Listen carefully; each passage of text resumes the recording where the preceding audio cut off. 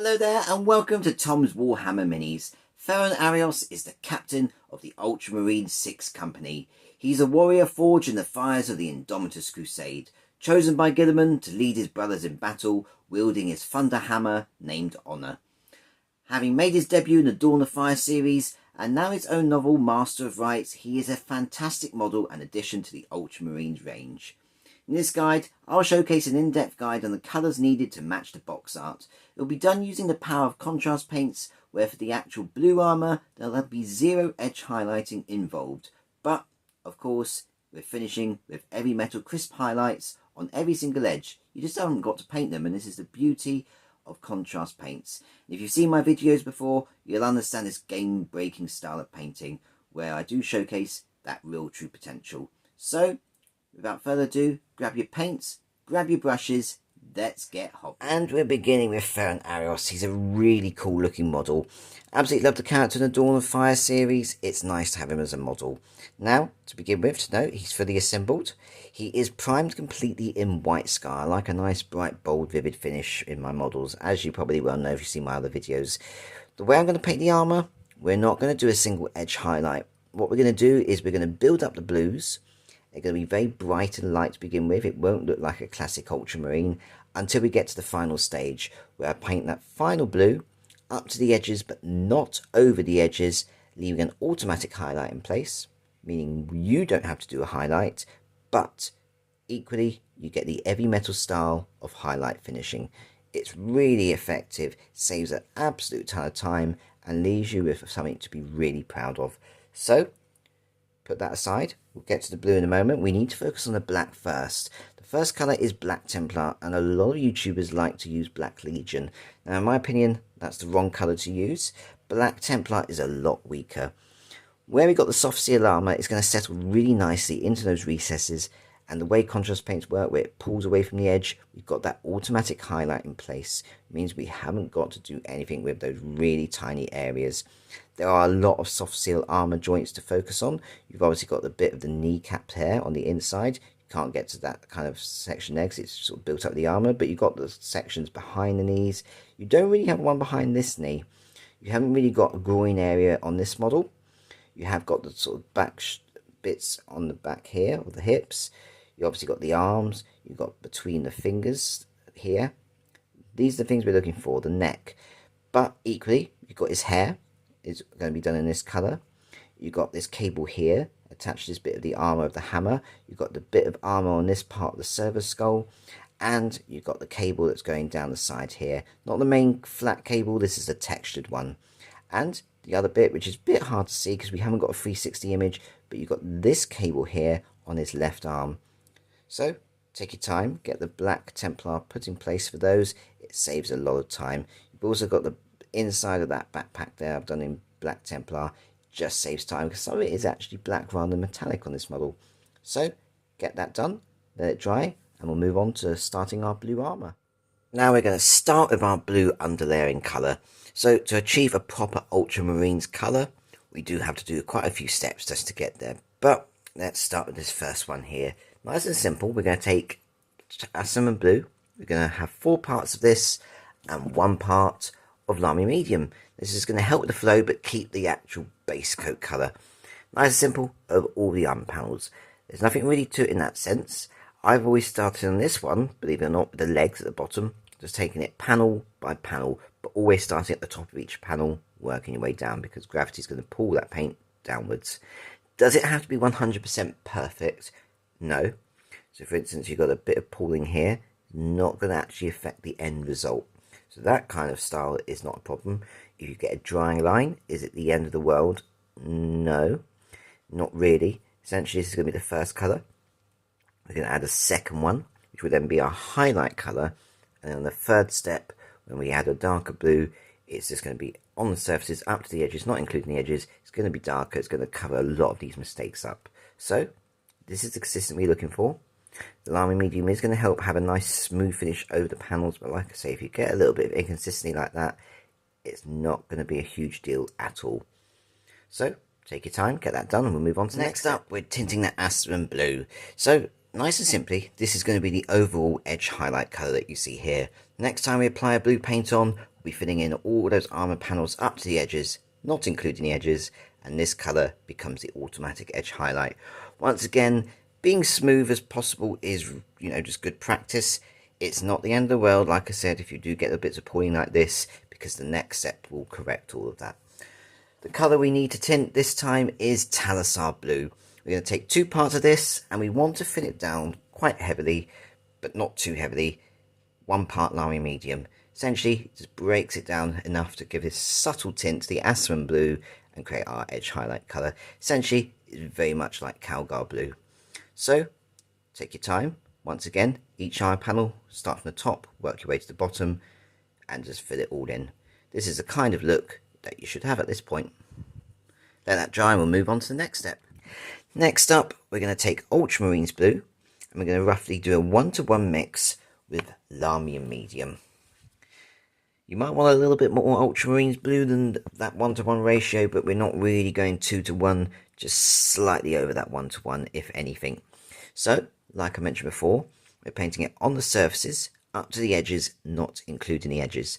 I really recommend a small layer brush here.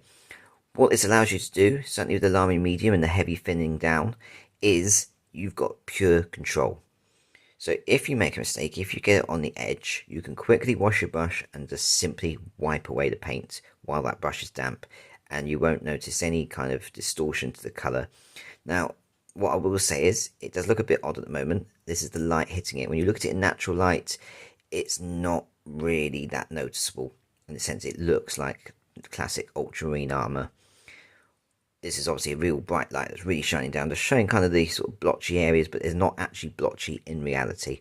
So, simply take your time, armour panel by armour panel, always starting from the top, work your way down. When you apply it, if you only have a small amount on the tip of your brush, you're not going to get this effect.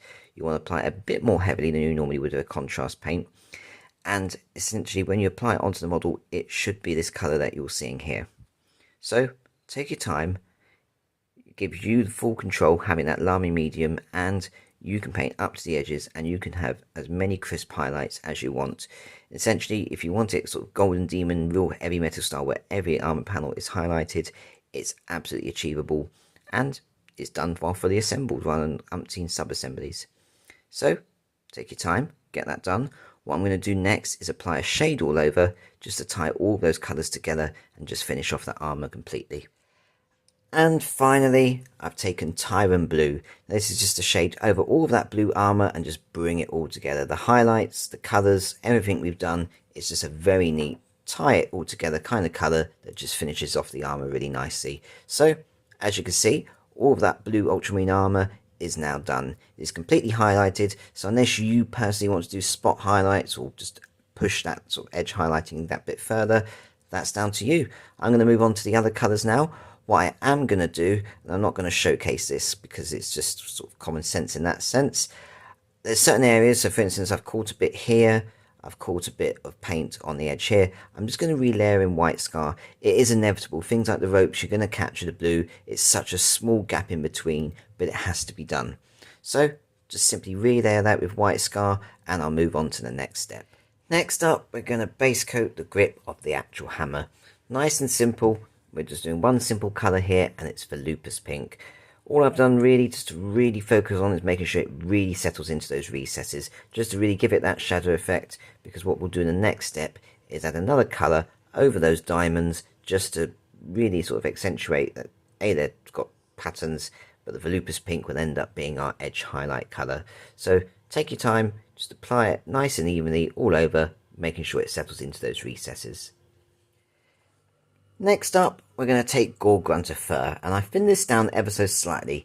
We're going to take 4 parts of Gore Grunta Fur to 1 part Lahmium Medium. The Lahmium Medium is just going to really help the flow, just to get this real nice smooth finish, but keeping the consistency of the Gore Grunta Fur colour. So, what's this for? Nice and simply, this is for our brown leather. You've got the belt going around his waist, you've got these wraps around here, you've got the main weapon holster for his bolt pistol, but you've also got these red details on the front, and when you look closely at the box art, they are red, but there's a slight brownish tint to that red. So this is going to be an underlayer colour, where in the next step I'll add red over. So, nice and simple, 4 parts of Gore Grunta Fur, 1 part of Lahmium Medium. If it pools ever so slightly in certain areas. It's not going to be the end of the world. It's an underlayer colour. We're going to paint a darker brown over the top of that, so it's not going to be the end of the world. While that's drying, we're going to finish off our weapon wrap of our hammer. Nice and simple, we're going to take Sigvuld Burgundy, and once again I really recommend a small layer brush, just because we only want the smallest amount of paint on the tip of our brush, and quite simply, you've got this diamond pattern, we're just dotting the very centre. The Volupus Pink on the outside edge of all of that becomes our natural highlight, and because we applied a nice even layer into the recesses, you've got that shade as well. It just finishes it off, it gives that heavy metal style of highlighting, but we're not highlighting it. While I'm doing all those diamonds, you're just dotting the centres. So, do that. Now, Ferris has a dark skin tone, but we want an underlayer to that. And because I'm going to be building up a brown effect on the brown leather, we're going to use the same paint on this skin tone, but we can't just paint brown on, it won't really register as flesh. So, I've taken Reikland Fleshshade, nice and simple, it's an underlayer again, we're just painting it over the face, a nice even layer. Let it settle into those recesses, let it dry, and then we'll move on to the next step. Next up, we're going to create two simple mixes to do the brown, finish off our leather, as well as doing this red detailing. We're going to start with our brown first. This is nice and simple. The colour I like to use here is Cygor Brown. It is quite a strong brown. It is absolutely perfect for leather. It's also perfect for skin tones too. But we want to thin it down to give us control, so I've created a 2-to-1 mix here, so 2 brush loads of Cygor Brown with 1 part of Lahmium Medium. Now for our brown leather details, as you can see, I painted it straight over those surfaces, up to the edge, not including the edge. The previous Gore Grunta Fur becomes the automatic edge highlight, but I do want to shade it down further. We'll do that in the next step. I just want to showcase what it looks like with that applied. Now with that same Cygor Brown mix, I've painted it straight over the Reikland Fleshshade. We're not doing any avoid the edges on this one. We want it straight over, covering every single area. So, be fairly speedy on this one. I started on the left here in the corner, just where his hair starts, and just literally go from left to right, or right to left, whichever way you fancy, and just get it a nice even there, covered on as quick as possible so you don't get any drying lines. Moving on from that, we're going to do these red details. Now, they were Gore Grunta Fur before, and this is why you can sort of subtly see there is a brown underlayer, exactly why I did this, so we want that to still kind of show through. The colour I've chosen is Flesh Terrors Red. This is very strong as a paint. We are thinning it down, so this time it's 3 parts Flesh Terrors Red to 1 part of Lahmium Medium. And nice and simply, we're not avoiding any edges on this one. We want to create this overall red theme, so just paint it straight over. That's the ropes and this bit here. Obviously, don't forget the underside, inside part at the back here as well. So, get that done and we'll move on to the next step. Next up, we're going to do a few more base coats and a whole lot of shading. So we're going to start with our base coats first. First of all, you've got this purity seal here. We want to cover that in. Now, I'm not doing Volupus Pink and Sigvuld Burgundy. You can simply do this in one go without needing a highlight with just Volupus Pink. You want a nice heavy amount, but not overflowing into that recess. It's so tiny, you don't need to go down the Sigvuld Burgundy route. It becomes dark enough with just the Volupus Pink alone. So nice and simple, just paint that part of the purity seal. Moving on from that, we've obviously got all of those details, including the purity seal and our bone, with Skeleton Horde. Nice and simple, we're going very classic. So you've got the servo skull here, it's parchment paper. You've got the parchment down here on his knee, which will say Ultra, and then obviously you've got the purity seal here. So nice and simple, base coat those. And moving on from that, let it dry completely because we don't want the colours to mix. I've taken Imperial Fist, and I'm using this real bright vivid yellow just to do this cable down here. When you look at it on the box art, it's got hazard markings. We'll fill that in later on, but we need that yellow as the base coat. Moving on from that, we're going to do a little bit of shading. Nice and simple to start off with. I've taken Berserker Bloodshade. Now this is just for the tassels down here. We're not doing the rope, just this section here. You've got this outside edge. We're not painting on that, we're painting it into the inside parts. Just to darken it down further, leaving the outside edge the automatic edge highlight. Because we kind of want it still red, but we want that tint of brown and this just enhances rather than changing. Our other shade is going to be Agrak Surfshade. Nice and simple. This is for all of our brown leather details. Nothing really to it, just paint it straight on and it will tie those two colours that we've done together nicely. Obviously I have not done this on the face. That's going to be a separate thing. We don't want them too similar in tone. We want them to be separate so the eyes can point that out. Next up, we're going to do a lot more of our base painting. So obviously the big thing you can see here is the base. Now to achieve this, I'm going for a stone grey colour, and that is going to be Basilicanum Grey. Now I've had to put it in a different pot because my old pot was quite ripe. It's one of the things you sometimes get with Citadel paints, but trust me, it is Basilicanum Grey. We are going to thin it down in a 1-to-1 mix with Lahmium Medium. Now Basilicanum Grey on its own is a very dark, very strong grey paint. It's absolutely brilliant, but over a large area like this, we're not going to get the detail. It's going to smear, it's going to get drying lines, and the Lahmium Medium will A, thin it down, and B, give us a lot of control. So, nice and simply, this is the kind of consistency we want. Don't overload your brush, just spread the paint around nice and evenly, and this is what you should get. So, let that dry. I'm going to add a second base coat of it later on, but we'll carry on with that in the next step. Moving on from that, my next colour is Apothecary White. Now this is very simple, just the tiniest amount on the tip of the brush, because I don't really want this grey colour that you see. I just want it slightly tinting some white, and that's for our Ultramarine symbol here. Once again, painting it in the main centre, up to the edge, not including the edge, to see a very subtle shadow with the white scar being a natural highlight on the outside edge. And going to our Imperial Fist cable, I've taken Black Legion, just the smallest tip of the brush, and just doing little horizontal lines. It's a bit wobbly. You got it in a slightly curved angle because of this cable that's going through, and don't worry if you catch it on the cable. It's going to be painted in metallics. It's not going to be a big end of issue because it's going to get covered. So get that done. Let this completely dry. As I say, I'm going to add a second base coat of it in a minute, but it needs to be completely dry before you do that. Next up, using that same Basilicanum Grey mix that we did in that 1-to-1 ratio, we're doing it once more, but this time, like we've done with the previous kind of style of painting, we're painting on the surfaces up to the edges, not including the edges, meaning that first layer of Basilicanum Grey is the edge highlight.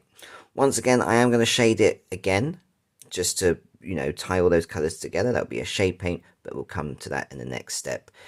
But for now, just want to show you that's what it looks like. You do have these two number 7s. One's obviously number 7, the other's inverted, and it is a bronze colour. The colour here that matches what we see on the box art is Castellax Bronze. Now this is a layer paint. It is a very good paint, but it will need 2 coats just to get that real solid bronze colour. So just take your time, make sure the first one dries before applying the second one, and once that's done, we'll move on to the remaining metallic details. Next up, we're going to base coat all of our gold details, and I'm going to relayer the skull that's on this shoulder pad. We'll do the skull first because it's nice and simple. I have caught it with the blue paint. It's kind of necessary in that sense to get it in between that small gap, but rather than white scar, because white scar doesn't really work well on such dark colours, just go simple, stick with base coat, Corax White. Now moving on, our gold details are nice and classic. It's Retributor Armour. I've only done 1 base coat. If you need to, that's absolutely fine. Now, there's no 360 box art. What I want to show is where it all is, because there's quite a lot of intricate detail. So you've got this Ultramarine symbol up here on the front of his neck. You've got this little symbol here. You've got all the tassels. You've got these cylindrical vials, and essentially what they are is it's the top and the bottom. On each of them has this gold detailing. The end one here has got some skulls, which you can also base coat as well. For our hammer, you've got this Aquila symbol here. You've got this little ring that's just by the hand here, and then you've got the end bit here. You've obviously got the top Ultramarine symbol up here, nice and simple, and then there's the shoulder pads. So there's quite a bit to do. It's just take your time, get it done, but with just one final 360, it gives you an idea which the box art doesn't really showcase as well. So we'll let that dry, and we'll move on to our silver details. Next up, we're going to base coat our silver details, and I've got 2 different colours here. Firstly, we're going to go with Iron Warriors. Now, I want this dark silver just to kind of make something a little bit different from the main armour of Captain Ferren. And this is going to be this textured cable that's going all the way down here. So, nice and simply, a single base coat should be enough We're just being careful, obviously, to avoid all the other details. But it just makes it slightly different from all the rest of the details. The rest of it, everything else that needs base coating, is done in Iron Hand steel. When you look at the box art, it's got a nice bright silver. This will be the matching one. So this is the metal of the hammer, the cylinders. You've got the servo skull. You've got this little bit under his chin here. You've obviously got the backpack, that kind of stuff. It's also the actual cable holder. Now, if you want to, you can dot the little studs that are on here. I haven't. The way the contrast paints work for me, they're automatically highlighted in the blue. It's personal choice. I like it with the blue, but if you want it other colour, you go for it. So get that done, let it dry, and then we'll shade it. Next up, we're going to shade our metallic details. Now, to begin with, we're going to start with non-oil. Now, this is obviously going to be for our silver details. Now, I have applied this over all the base, just a nice thin even there, and that includes our bronze details as well as our basilicon grey stone. So don't forget we've got that one to do. But when it comes to our silver details, I'm applying it in 3 different types of ways. So over these cylinders, over the things like the servo skull, not including the eye, but the mechanical bits that's on here, the weapon holster, that kind of style, we're just painting it straight over. For things like on the backpack, these little vents here, I've only put the non-oil on the inside. I'm not worrying about the outside. Things like up here, there's only a tiny rim part of the silver. We don't need to shade it. For the hammer, and this is the real other kind of difference, I've done a recess shade. You've got these large flat panels. We don't need to shade them. We want that silver to shine through. So just do a nice simple recess shade. Things like the spikes, we don't need to shade at all. So that covers the non-oil. Now for our gold, we've got 2 different colours here. Now it's really looking at the box art. Some is classic, some is a slightly redder tint. So for our classic, we're going with Reikland Fleshshade. This is going to be for the gold that's on the cylinders. These gold bits of tassels. You've got not the whole badge emblem, but the sort of laurel wreath part that's going around the outside. Same on the shoulder pad up here. You've got the Ultramarine symbol. Again, the little mini Ultramarine symbol here. You've got the hammer. These parts are on here. So all those are going to be done in Reikland Fleshshade. Now our other details have a slightly redder, warmer glow to them. And this can be achieved with a shade of Berserker Bloodshade. So this is going to be for the circle part of that badge emblem. It's going to be for the shoulder pad armor trim. Nice and simple. It's just those 3 bits, so both shoulder pads and the internal part of that laurel wreath kind of emblem. That's going to be in Berserker Bloodshade. Now once that's fully dry, you've got the number 6 written in Roman numerals. We're going to pick that out in White Scar, matching the box art. So nice and simple. Our model is battle ready now. It's way beyond that because of the way we've done the contrast painting. He looks incredible. We're not leaving him there. We've done so much already. We might as well add a few extra highlights and finish him off. So we're going to start our highlights, and we're also going to do a bit of freehanding too. Now I'm not going to freehand the scripture onto the servo skull or on here. I've got some transfers for that and I'll talk about that in a minute. But the freehanding we do have to do is on the leg here, a bit of parchment, as well as the symbol here and up here. And we'll go through that in a second. So let's begin with the skeleton horde colour. We're going to highlight in edge highlighting with Pallid Witch Flesh. So just catch all the raised areas, nice and simple. There's nothing really major to explain here. You want a nice bright vivid colour, and Pallid Witch Flesh does that perfectly. It goes really nice with all the bold highlights, which we haven't highlighted already. So get that done. Moving on to our freehanding for the Ultra symbol. The colour here is Abaddon Black.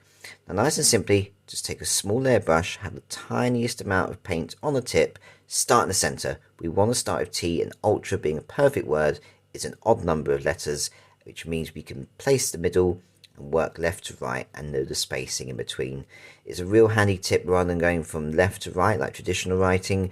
Rather than starting in the middle, you know exactly how much space you've got for the remaining letters. So nice and simple, just copy and take your time with that there. Moving on from that, we're going to focus on the highlights for the flesh. There's not much to do here. We just want some simple edge highlights to begin with of Cadian flesh tone. Now it's going to be quite bright in comparison to the dark flesh tone, but we're going to tie it together really nicely. So let it dry, and then we're going to shade the whole face with Cygor Shade. Nice and simple, it just blends the Cadian flesh tone into the Cygor Brown and creates this nice subtle highlight and finishing off the face. Now for the eyes, what I've done here is I've taken powdered witch flesh while I had it to hand, just simply dot them, and once again take Abaddon Black and just dot the pupils. Nice and simple, it finishes off his face.